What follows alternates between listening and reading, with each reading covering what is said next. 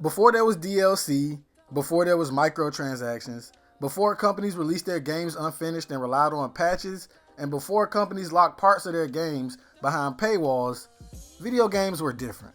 Gaming was about fun, innovation, and a whole bunch of other things that have recently taken a backseat to the money. So today, what I want to do is I want to go back and look at some of the heroes from that time. Some of the most iconic sports gaming characters of my childhood.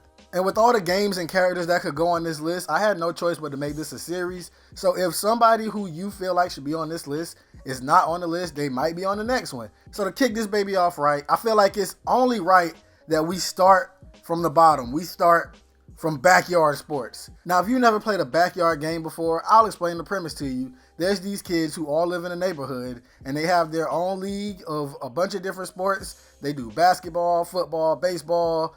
They do snowboarding. They do some of everything. And the character from this game, who was one of the most iconic players of my childhood, is Pablo Sanchez. Some of y'all watching this video just went, yo, because they remember Pablo Sanchez, the triple threat. This man could do it all, bro. This man could play every backyard sport game that I've ever played. He was one of the best characters in every sport. And they had different attributes for different sports. No matter what the sport was, bro, I was going to make sure I drafted Pablo. And Pablo is a young icon. This man was rocking a crop top. And in this game, they featured real athletes from professional sports. So in the basketball games, they had like Dwayne Wade, Kevin Garnett, and the older ones. And Pablo was so real that he could go toe-to-toe with the child version of the professional athletes, bro. He was just as good in all the sports. Enough about the young icon Pablo Sanchez. Next up, we are taking it to NFL Street. Yes, I know y'all remember NFL Street. There was a running back in this game who was unstoppable, and he dominated on both sides of the ball. But before I tell y'all who it is, just make your guess real quick. You don't got to type it nowhere. You don't got to put it in the comments. But in your mind, just make your guess. In NFL Street, a running back who dominated on both sides of the ball. Who could I possibly be talking about? I'm talking about none other than Ricky Williams. Fast, agile, quick.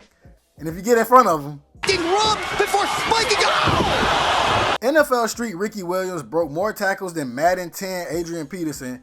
And he hit people so hard on the defense side of the ball, he hit people so hard that they fumbled. He was a running back. For a large portion of the time that I had this game, I refused to play with any other team because in my mind, Ricky Williams was that good that if I didn't have him on my team, I was at a disadvantage. Also, game developers, y'all not paying attention, bro. There's a whole market. It's open. It's wide open. Nobody's making these games no more. NFL Street, NBA Street, none of these games, there's nobody making them. It's wide open. People have been wanting the arcade sports game genre to come back for so long, but the best thing we've gotten is NBA Playgrounds. And the next icon we're going to talk about is none other than Stretch Monroe from the NBA Street series. Stretch was in every Street game. The internet tells me that Stretch is 6'11". Yes, you heard that right. 6'11". And that might not line up with your memory of Stretch because everybody I know remembers Stretch as like this super duper high flyer, like a literal Dr. J ripoff. But no, he's 6'11" with that crazy bounce that we remember. He could handle the ball. Stretch could do everything. Stretch was like the Michael Jordan of NBA Street, but Michael Jordan was in NBA Street. So take that how you will. Now this next guy is probably responsible for breaking up more friendships than all girls ever. And we talking about Madden 04. As soon as I said Madden 04, niggas know who I was talking about. We talk about Vic. We talk about Madden 04 Vic, the greatest sports video game character of all time, allegedly. This is very common knowledge now amongst gamers, but before Madden made the big deal with the Ultimate Team card a few years ago, there were people who didn't know about Madden 04 Vic. People who didn't play Madden back in the day. Everybody, it wasn't just a consensus thing that everybody knew about Madden 04 Vic. But to those people who only know that he was just a fast quarterback and he was fast, he was way too fast. He was faster than receivers and running backs. And if he got into the open field, take your helmet off, go to the sideline because my boy taking it to the crib. And typically in Madden, most quarterbacks who have speed, most quarterbacks who are fast and they can scramble and they get out of the pocket, they can't throw the ball for shit. But Michael Vick, that was not the case. Not only was he accurate and he wasn't going to be just throwing it out of bounds, I'm pretty sure Michael Vick had like one of the highest throw powers in the game. Michael Vick could launch that mug. But yes, Madden 04 Michael Vick, a legend. And the next guy we have is probably the first time that we've ever talked about a baseball game on the channel, but Slugfest 03, 04, or whichever ones you want to talk about, Sammy Sosa.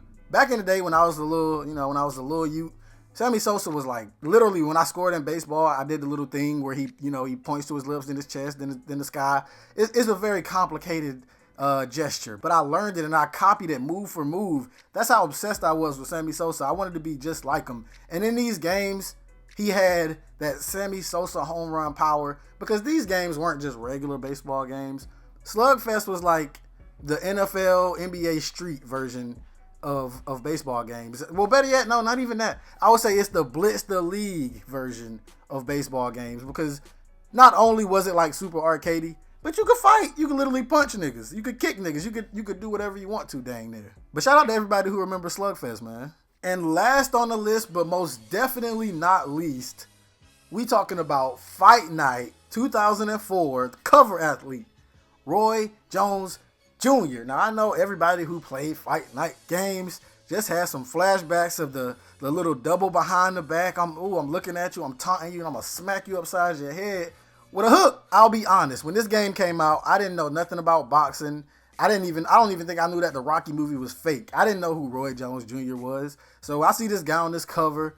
I'm like, who is this nigga? You know what I'm saying? My cousin brought Fight Night to the crib, and I'm like, let that intro play, my nigga. Let that intro play.